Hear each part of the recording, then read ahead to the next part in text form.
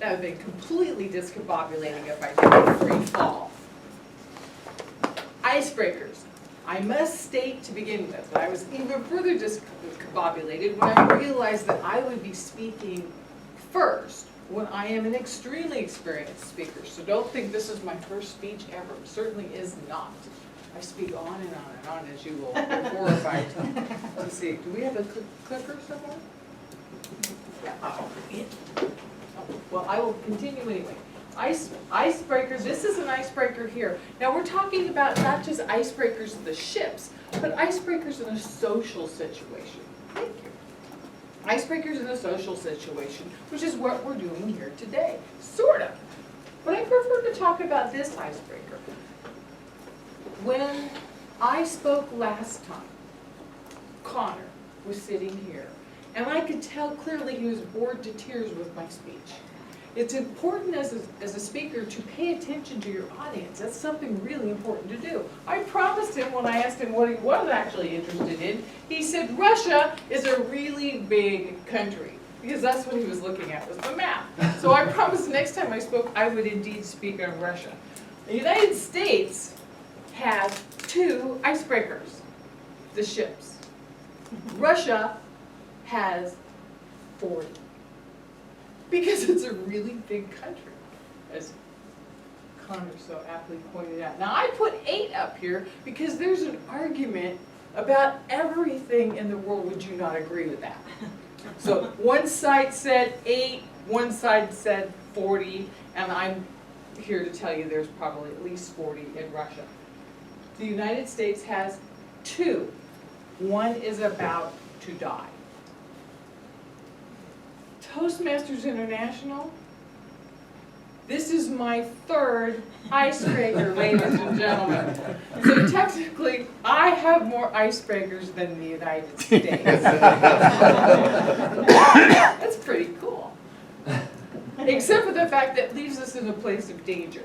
But we do, right at this moment, have a deal going to purchase 1 more icebreaker for the mere price of $1 billion. However, we did discover that if we purchase them in bulk, this is not a joke, we can get 3 for $2.2 billion. I think that's a good deal. Icebreakers. This was one of my very first icebreakers. I'm younger and cuter, but aside from that, I'm also terrified. Look at this face. I'm not smiling, I'm not having any fun.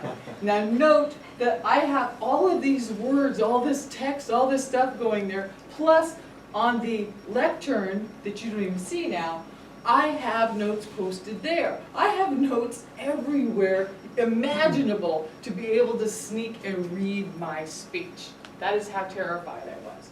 Just a couple of months later, or a couple of years later, I did All About Me. Look, it is a fuzzy picture. That's not my fault. Well, we won't point fingers or name any names to who took the photo, but that's all I had. And I talked all about me. I went on and on and on and on and on, all about me. As the icebreaker. I thought I was done with these icebreakers, but heck no. Toastmasters said, keep going, keep on going. Every time you level up. Now, I find this interesting in a way for discombobulation. Sorry for the repeat word, but there you go. 10 icebreaker games, how to get to know your office. I despise office meetings of any kind. I don't like anything to do with them, and to be forced into fun by an office is even worse. They ask you to do really, really super fun things like get together and hold hands and sing songs. Also, what is your favorite emoji is a really big icebreaker at these. I wish I was kidding. Now, table topics at MPS, I think it's a much wiser thing to do for an icebreaker. You'll get to enjoy that. Our table topics at Toastmasters, you get to ask pertinent, wonderful questions of each other every week as a surprise. You're not forced to do it. Everybody's kind of looking forward to it. And I'm thinking there could be a table. This is me answering a table topics question of Carl. Thinking of Carl. Is he wearing a thong, a Speedo, or boxers? What do you think? And why? Now, if Carl were to stand, you would know that my correct answer was boxers because he doesn't have a visible panty line. Icebreakers, you gotta love them. Here are some icebreakers that we've recently got got to enjoy. Fantastic things that we get to understand that I prefer to hear somebody else's icebreaker. I really do. That is a joy for me. I get to know my club members. I get to have that fun of getting to instantly kind of get a connection with my fellow Toastmasters. Now Scott, I don't have his picture up there, but I looked him up this morning and discovered something to my horror.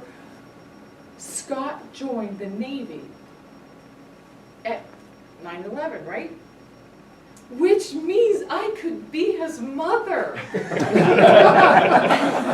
So I'm going to ask, as an icebreaker socially, from a place of a mother, married or single?